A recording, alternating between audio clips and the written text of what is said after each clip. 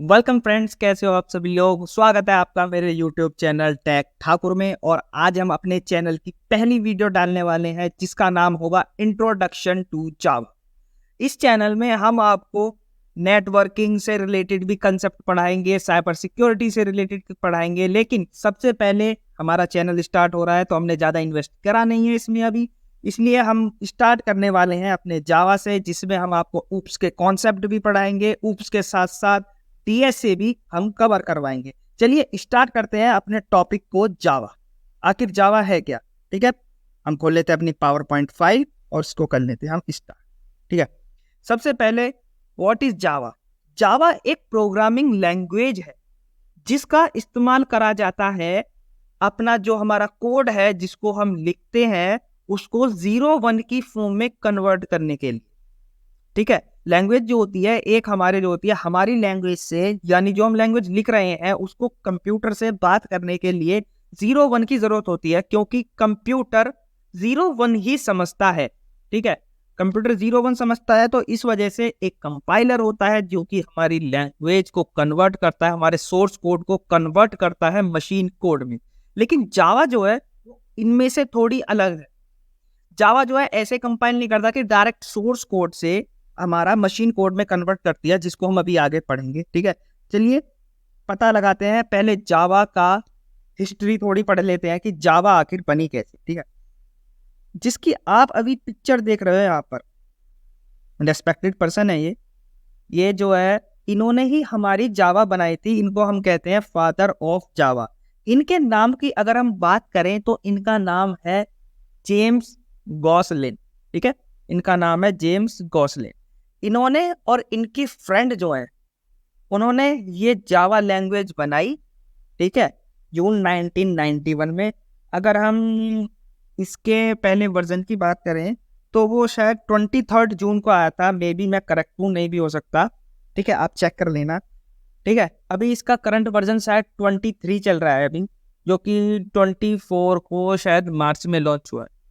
ठीक है, अब इसमें क्या है, इनकी जो टीम थी वो पहले क्या करती थी, लाइक एम्बेडेड सिस्टम बनाती थी सेट टॉप बॉक्स के लिए, सेट टॉप बॉक्स के लिए बनाती थी। इनका जो पुराना नाम अगर हम बात करें जावा का तो उसका नाम है green talk. Green talk talk पढ़ा कि जो हमारा लैंग्वेज है वो कंप्यूटर लैंग्वेज में कन्वर्ट होकर उससे बात करने का एक इंटरफेस है जो कि हमारी बात करवाती है। ठीक है, बात को मनवाती है, समझाती है। इस वजह से इन्होंने टॉल्क कर दिया। और ग्रीन इन्होंने अपनी टीम का नाम जो था ग्रीन टीम, उससे लिया ग्रीन। तो बाद में क्या हुआ, आखिर जावा चेंज क्यों करना पड़ा? काफी लोगों को नाम ये जो है पसंद नहीं आया, तो उसमें क्या हुआ, इन्होंने बाद में ओक कर दिया था। लेकिन ओक शायद किसी इंस्टीट्यूट या ऑर्गेनाइजेशन का पहले ही नाम था, जिसके कॉपीराइट की वजह से इनको ओक से भी चेंज करना पड़ा था। तो ये और इनके कुछ टीम के मेंबर्स एक ऑफिस में आए, इकट्ठा हुए, बैठे और इन्होंने बहुत सारे नाम निकाले, बहुत सारे 6-7 नाम निकाले अलग अलग, जो आप शायद किसी वेबसाइट पर जाकर पढ़ लेना। लेकिन लास्ट में क्या हुआ, इसका नाम जावा रखा गया। आखिर जावा रखा कैसे गया? जहां पर हमारे जेम्स गॉसलिन यानी फादर ऑफ जावा बैठे हुए थे, उनकी टेबल पर एक कॉफी रखी हुई थी, जिस कॉफी को देखकर इन्होंने जावा कर दिया। आप कहेंगे कि कॉफी को देखकर जावा कैसा है? असल में वो कॉफी जो थी वो इंडोनेशिया का एक आइलैंड है, उस पर कॉफी होती है, फर्स्ट कॉफी, जिसका नाम होता है जावा। तो उसके चलते इन्होंने उसका नाम जावा रख दिया। आगे हम बात करते हैं ये, जब हम जावा डाउनलोड करते हैं उससे पहले हमें कहा जाता है कि आखिर आप जेडीके डाउनलोड कीजिए, जिसको हम बोलते हैं full form Java development kit. और ये आपका क्या डिफाइन कर रहा है कि एक हमारी जावा डेवलपमेंट किट है, उसके अंदर जेआरई है, जिसे हम कहते हैं जावा रन टाइम इन्वायरमेंट। ये जेडीके और जेआरई प्लेटफॉर्म डिपेंडेंट है, यानी इन्हें प्लेटफॉर्म चाहिए रन करने के लिए। और जेडीके के अंदर होता है एक हमारा जेवीएम, जावा वर्चुअल मशीन। ये याद रखना है कि वर्चुअल है, कोई फिजिकल नहीं है। ये हमारी कंप्यूटर की मेमोरी के अंदर होती है मशीन। ठीक है, इसका बारे में हम बताएंगे, इसको हम ज़्यादा डिटेल में पढ़ेंगे जेवीएम को अपने को। ठीक है, अब इसमें क्या होता है, ये दोनों तो डिपेंडेंट होती हैं जेडीके जेआरई, पर जेवीएम जो होता है ये प्लेटफॉर्म इंडिपेंडेंट होती है। इसको किसी प्लेटफॉर्म की जरूरत नहीं है रन करने के लिए। आखिर जेडीके जेआरई जेवीएम इन तीनों में क्या डिफरेंस है, इसे हम जान लेते हैं। JDK full form Java development kit. Java development kit आखिर ये एक सॉफ्टवेयर डेवलपमेंट किट है जो कि जावा के अंदर एप्लीकेशंस को मॉडिफाई करती है, डेवलप करती है। वही हम जेआरई के बारे में बात करें तो फुल फॉर्म की तरह ही जावा रन टाइम इन्वायरमेंट अपने नाम की तरह एक इन्वायरमेंट प्रोवाइड करवाती है कोड के लिए, ठीक है। और इसके अंदर हमारी जावा की बहुत सारी क्लासेस, लाइब्रेरीज, सारी चीजें होती हैं जिन्हें हम एक्सेस करते हैं और अपने कोड को जो है छोटा कर लेते हैं सी के मुकाबले आकर, ठीक है।